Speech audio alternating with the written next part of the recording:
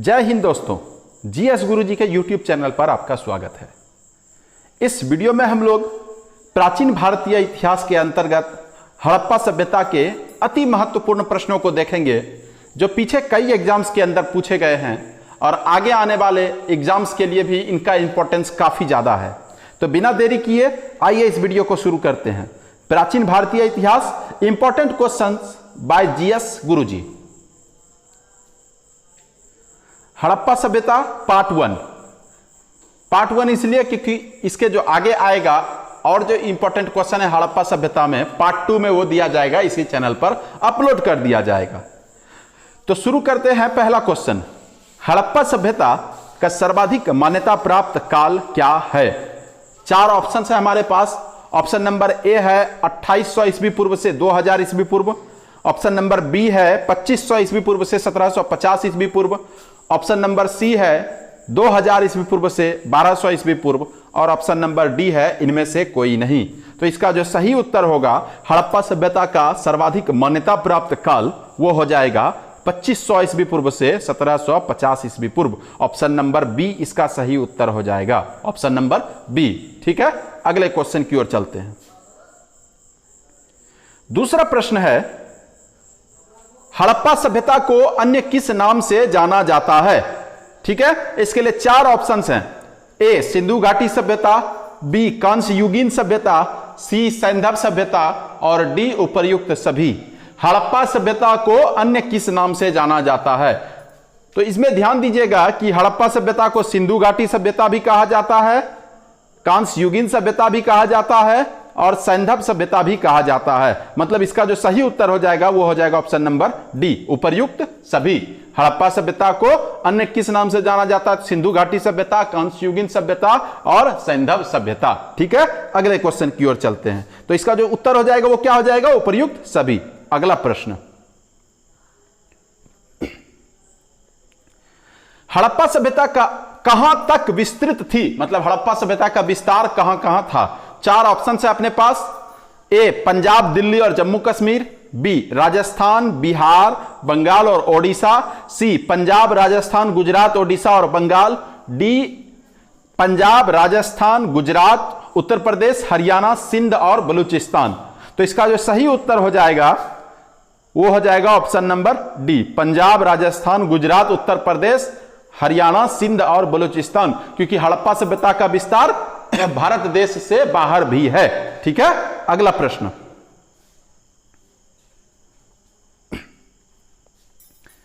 चौथा प्रश्न है, सिंधु घाटी स्थल कालीबंगन किस राज्य में स्थित है? कालीबंगन किस राज्य में स्थित है? चार ऑप्शंस हैं। ए हरियाणा, बी पंजाब, सी राजस्थान और डी गुजरात। तो इसका जो सही उत्तर होगा वो होगा सी राजस्थान। कालीबंगन, कालीबंगन का अर्थ क्या होता है? काली मतलब काला, काला या काली ब्लैक, अब बंगन मतलब चूड़ियां, बेंगल, है ना। तो कालीबंगन का अर्थ क्या हो गया? काली चूड़ियां। उसी आधार पर इसका नाम रखा हुआ है कालीबंगन। तो कालीबंगन किस क्षेत्र में है? वो है राजस्थान में। कौन से स्टेट में? राजस्थान में। ऑप्शन नंबर सी इसका हो जाएगा सही उत्तर। ठीक है, अगला प्रश्न,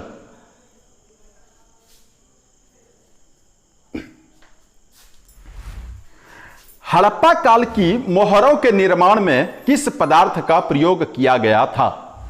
चार ऑप्शंस हैं। सेलखड़ी, सोना, चांदी और तांबा। तो इसका जो सही उत्तर होगा वो हो जाएगा ए सेलखड़ी।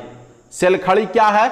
सेलखड़ी एक सफेद पत्थर है। क्या है? सफेद पत्थर, सफेद पत्थर, सफेद मृदु पत्थर, मतलब भुरभुरा टाइप का एक पत्थर होता है। और इसका प्रयोग अभी के समय में क्या होता है? क्रीम, पाउडर ये सब बनाने में किया जाता है। और इसको हार्ड करके इसके गहने जेवर भी कभी कभी बनाए जाते हैं। ठीक है, तो हड़प्पा काल की मोहरों का निर्माण में किस पदार्थ का प्रयोग किया गया था? तो इसका सही उत्तर हो जाएगा सेलखड़ी। ठीक है, आगे चलते हैं। अगला जो प्रश्न है छठा, वह है हड़प्पा काल में घरों का निर्माण किससे किया जाता था? मतलब घर जो बनाया जाता था उसमें किसका प्रयोग किया जाता था? चार विकल्प हैं। ए बांस से, बी पत्थर से, सी ईंटों से और डी लकड़ी से। तो इसका जो सही उत्तर हो जाएगा वो हो जाएगा ईंटों से। हड़प्पा काल में घरों का निर्माण किससे किया जाता था? ईंटों से। ठीक है, ईंटों से, ईंटों के प्रयोग से वहां के घर बनाए जाते थे। ठीक, आगे चलते हैं। 7वां प्रश्न है, हड़प्पावासी किस वस्तु के उत्पादन में सर्वप्रथम थे? मतलब आगे थे, अग्रणी थे, सबसे पहला स्थान उनका किस वस्तु के उत्पादन में था? 4 विकल्प हैं, गेहूं, धान, जौ और कपास। तो इसका सही उत्तर हो जाएगा ऑप्शन नंबर डी, कपास। हड़प्पावासी कपास के उत्पादन में सर्वप्रथम थे, नंबर 1। किसके उत्पादन में? कपास। कपास की खेती कहां होती है? काली मिट्टी पर। ठीक है, आगे चलते हैं। अगला जो प्रश्न है वो यह है कि हड़प्पा सभ्यता किस युग की सभ्यता थी? ऑप्शन देखिए इसमें, ए है लौह युग, बी है कांस्य युग, सी है ताम्र युग और डी है स्वर्ण युग। पीछे के क्वेश्चन में मैंने बताया कि हड़प्पा सभ्यता कांस्य युगीन सभ्यता थी। कौन से युग की? कांस्य युग की। ठीक है, कांसा का युग था वो। कौन सा युग? कांस्य युग। हड़प्पा सभ्यता कौन से युग की सभ्यता थी? कांस्य युग। इसका सही ऑप्शन हो जाएगा ऑप्शन नंबर बी। ठीक है, आगे चलते हैं। 9वां जो प्रश्न है, हड़प्पा सभ्यता का खोजकर्ता किसे माना जाता है? ठीक है, 4 option, A John Marshall, B R D. Banerjee, C Dayaram Sahni और डी अलेक्जेंडर कनिंघम। तो हड़प्पा सभ्यता का खोजकर्ता, हड़प्पा सभ्यता की खोज कब की गई? 1921 ईस्वी में। 1921 ईस्वी में सबसे पहला नगर जो खोजा गया वो था हड़प्पा। रावी नदी के तट पर हड़प्पा नामक शहर की खोज किसने की थी? राय बहादुर दयाराम साहनी ने। तो इसलिए हड़प्पा सभ्यता का खोजकर्ता किसे माना जाता है?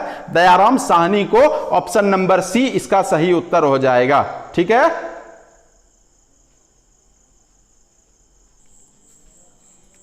अगला जो प्रश्न है वह सिंधु घाटी सभ्यता का बंदरगाह नगर कौन सा था? ठीक है, बंदरगाह, बंदरगाह से क्या होता है? व्यापार किया जाता है। और बंदरगाह प्रायः समुद्री क्षेत्र, प्रायः क्या, वो 100% समुद्री क्षेत्र में ही बंदरगाह होते हैं। तो इसमें 4 ऑप्शन है अपने पास, ए लोथल, बी कालीबंगन, सी मोहनजोदड़ो और डी रोपड़। तो इसका जो सही उत्तर हो जाएगा वो हो जाएगा लोथल, बंदरगाह, पोर्ट। तो ये था लोथल। आगे चलते हैं।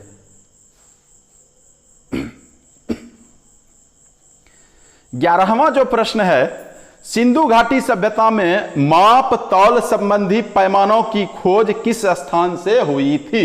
माप तौल संबंधी पैमानों की खोज किस स्थान से हुई थी? 4 ऑप्शन है अपने पास। पहला ऑप्शन है धौलावीरा, दूसरा है कालीबंगन, तीसरा है राखीगढ़ी और चौथा है लोथल। तो इसका जो सही उत्तर होगा वो होगा ऑप्शन नंबर डी, लोथल। माप तौल संबंधी पैमानों की खोज कहां से हुई थी? लोथल से। ठीक है, लोथल, ऑप्शन नंबर डी।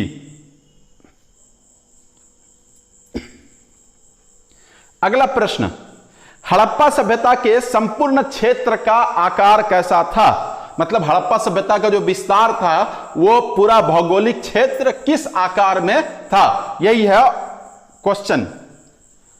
इस क्वेश्चन को इस तरह से भी पूछा जाता है कि हड़प्पा सभ्यता का भौगोलिक आकार कैसा था। तो वही इसी क्वेश्चन को उस तरह से भी पूछा जाता है। तो यहां पर 4 ऑप्शन है अपने पास, ए वृत्ताकार, बी त्रिभुजाकार, सी आयताकार और डी वर्गाकार। तो इसका जो सही उत्तर होगा बी, त्रिभुजाकार। हड़प्पा सभ्यता का आकार कैसा था? वो था त्रिभुजाकार, ट्रायंगुलर। ठीक है, त्रिभुजाकार आकृति हड़प्पा सभ्यता की।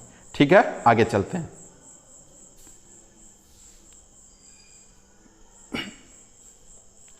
अगला प्रश्न, हड़प्पा सभ्यता के अंतर्गत जुते हुए खेतों के साक्ष्य कहां से प्राप्त हुए हैं? ठीक है, जुते हुए खेत। 4 ऑप्शन है अपने पास, ए चनहुदड़ो, बी मोहनजोदड़ो, सी बनवाली और डी कालीबंगन। तो इसका जो सही आंसर होगा, जुते हुए खेतों के साक्ष्य कहां से मिले थे? कालीबंगन से। इसका सही आंसर हो जाएगा ऑप्शन नंबर डी, कालीबंगन। ठीक है, कालीबंगन कौन से स्टेट में है? राजस्थान में। ठीक, आगे चलते हैं। सिंधु सभ्यता में विशाल स्नानागार एवं अन्नागार के साक्ष्य किस स्थल से प्राप्त हुए हैं? स्नानागार और अन्नागार ये दो काफी ज्यादा इंपॉर्टेंट है।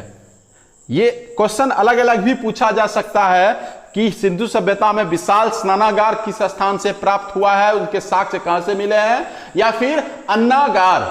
अन्नागार, स्नानागार क्या हुआ जहां की लोग स्नान करते हैं, और अन्नागार क्या हुआ जहां की अन्न रखे जाते हैं, अनाज रखे जाते हैं। तो उसका जो सही उत्तर होगा, मतलब स्नानागार और अन्नागार किस स्थान से उनके साक्ष्य प्राप्त हुए हैं, इसके लिए 4 ऑप्शन है अपने पास। धौलावीरा, गनवारी वाला, सी मोहनजोदड़ो और डी पे है लोथल। तो इसका जो सही आंसर हो जाएगा वो मोहनजोदड़ो। ठीक है, स्नानागार एवं अन्नागार के साक्ष्य कहां से प्राप्त हुए हैं? वो प्राप्त हुए हैं मोहनजोदड़ो से। ठीक, और अगर आपको क्वेश्चन दे दे कि सिंधु घाटी की सबसे बड़ी इमारत कौन सी थी, बिगेस्ट बिल्डिंग, ठीक है, the biggest building of Indus Valley civilisation, वो था मोहनजोदड़ो का अन्नागार। ये जो अन्नागार आप देख रहे हैं इस क्वेश्चन में, जहां की अनाज रखा जाता था, वो सिंधु घाटी सभ्यता की सबसे बड़ी इमारत थी। ठीक है, वो अन्नागार कहां प्राप्त हुआ था, उनके साक्ष्य कहां मिले हैं?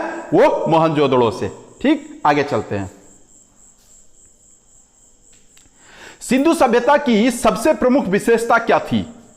सबसे प्रमुख विशेषता कहां की? सिंधु घाटी सभ्यता की। 4 ऑप्शन देखिए, वस्तु विनिमय प्रणाली, व्यापार नीति, धार्मिक व्यवस्था, और डी जो है वो है नगर नियोजन प्रणाली। तो इसका जो सही उत्तर होगा वो होगा नगर नियोजन प्रणाली। सिंधु घाटी सभ्यता की जो नगर नियोजन प्रणाली थी वो काफी उत्कृष्ट थी। उस समय पर वहां पर की जो मैनेजमेंट, इतनी शानदार मैनेजमेंट थी वहां पर कि नगरों में सड़क व्यवस्था, सिंचाई व्यवस्था, पानी निकासी की व्यवस्था और नालियों की व्यवस्था काफी उन्नत थी। इसलिए कहा जाता है कि सिंधु घाटी सभ्यता की सबसे प्रमुख विशेषता क्या थी? वो थी उनकी नगर नियोजन प्रणाली। ठीक है, अगले क्वेश्चन की ओर चलते हैं। सिंधु घाटी सभ्यता के संदर्भ में इनमें से कौन सा कथन असत्य है? सिंधु घाटी सभ्यता के संदर्भ में इनमें से कौन सा कथन असत्य है? 4 विकल्प देखेंगे।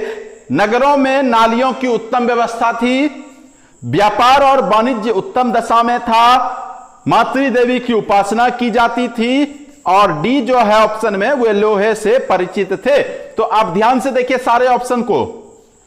नगरों में नालियों की उत्तम व्यवस्था थी, यह बिल्कुल सही है, थी, अभी पिछले ही क्वेश्चन में मैंने बताया। व्यापार और वाणिज्य उत्तम दशा में था, बिल्कुल था। मातृ देवी की उपासना की जाती थी, यह भी बिल्कुल सही बात है। और वे लोग लोहे से परिचित थे, बिल्कुल नहीं थे, वे लोहे से अपरिचित थे। यह क्वेश्चन आपसे पूछा जा सकता है कि सिंधु घाटी के लोग कौन से धातु से अपरिचित थे, कि किस धातु को वे नहीं पहचानते थे, वो क्या हो जाएगा? वे लोहे से अपरिचित थे। तो यहां पर जो क्वेश्चन दिया है कि कौन सा कथन असत्य है, और ऑप्शन कह रहा है कि वे लोहे से परिचित थे, क्या परिचित थे? नहीं थे। तो लेकिन यहां पे कह रहा है वे लोहे से परिचित थे, तो यह कथन हो गया क्या? असत्य। तो इस 16 नंबर क्वेश्चन का जो सही उत्तर होगा वो हो जाएगा क्या? Option number D. ठीक है, आगे चलते हैं। अब अगले क्वेश्चन को देखेंगे। अगला प्रश्न है, कपास का उत्पादन सर्वप्रथम सिंधु क्षेत्र में हुआ, इसे ग्रीक या यूनानी लोग किस नाम से पुकारते थे? क्वेश्चन को देखिएगा, कपास का उत्पादन सर्वप्रथम सिंधु क्षेत्र में हुआ। ये यहां से देखिए एक जानकारी वाली बात क्वेश्चन में भी है कि कपास का उत्पादन सर्वप्रथम किस क्षेत्र में हुआ? सिंधु क्षेत्र में। अब क्वेश्चन यहां जो बना हुआ है कि इस कपास को ग्रीक या यूनानी लोग किस नाम से पुकारते थे?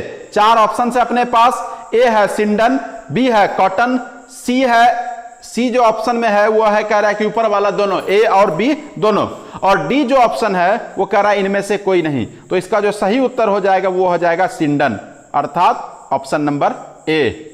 मतलब सिंधु घाटी के लोगों का जो उत्पादन किया जाता था कपास, उसको ग्रीक या यूनानी लोग क्या कहते थे? कपास को। तो कपास को ग्रीक लोग सिंडन कहते थे। ठीक, ऑप्शन नंबर ए।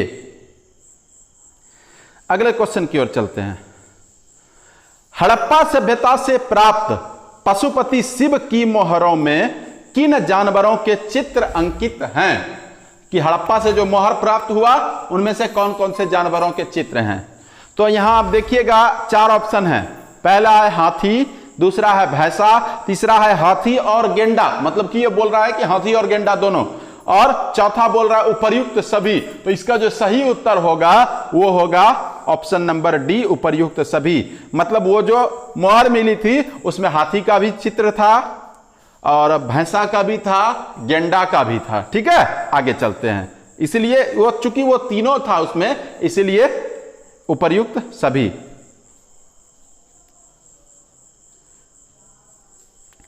अगला प्रश्न है, किस हड़प्पा कालीन स्थल से नृत्य मुद्रा वाली स्त्री की कांस्य प्रतिमा प्राप्त हुई है? मतलब वो नाचने वाली एक स्त्री और उसकी कैसी प्रतिमा? कांस्य की, मतलब कांसे की। किस स्थल से प्राप्त हुई है, यही है क्वेश्चन।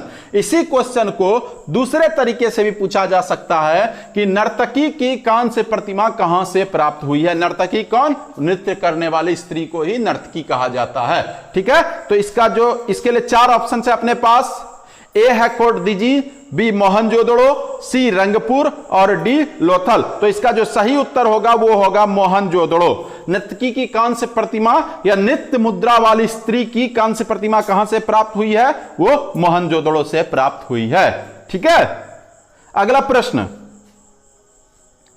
20वां प्रश्न है, सिंधु सभ्यता के लोगों की जीविका का मुख्य आधार क्या था? मतलब वे लोग जो अपना जीवन यापन करते थे तो जीविकोपार्जन के लिए वो किस पर आश्रित थे? तो इसके लिए 4 ऑप्शंस हैं। ए है कृषि, बी पशुपालन, सी शिकार और डी व्यापार। तो इसका जो सही उत्तर होगा व्यापार होगा। जीविका का मुख्य आधार क्या था उनका? व्यापार। वे लोग व्यापार करते थे क्योंकि सिंधु सभ्यता काफी उन्नत सभ्यता थी और उन्नत सभ्यता के लोग ज्यादातर व्यापार पर ही निर्भर रहते हैं। ठीक है, तो ये अंतिम प्रश्न आपका समाप्त हो गया। हाँ, जो अब आवश्यक जानकारी जो आपको देनी है वो ये कि अगर आपको इस वीडियो का पीडीएफ चाहिए तो आप नीचे डिस्क्रिप्शन में उसका लिंक मिल जाएगा। लिंक में हमारा टेलीग्राम का भी लिंक दिया हुआ है, आप उससे जुड़ करके वहां पर आकर के आप सारे पीडीएफ को प्राप्त कर सकते हैं। ठीक है, और जो बात है कि डेली करंट अफेयर्स के लिए जो वीडियो डाला जाता है हमारे इस चैनल पर, हर रोज आपके लिए लेटेस्ट करंट अफेयर्स प्रोवाइड किए जाते हैं जो कि एग्जामिनेशन के दृष्टिकोण से काफी ज्यादा महत्वपूर्ण है। ठीक, और अगर आपको यह वीडियो अच्छा लगा और आप इस चैनल से नए जुड़े हुए हैं तो आप फटाफट चैनल को सब्सक्राइब करें और बेल आइकन को जरूर दबाएं। सब्सक्राइब बटन के बगल में वो घंटी जैसी आकृति है उसको जरूर दबाएं ताकि हमारे द्वारा अपलोड किए गए सभी वीडियो के नोटिफिकेशंस आपके पास एकदम तुरंत से पहुंच जाए। ठीक है, धन्यवाद।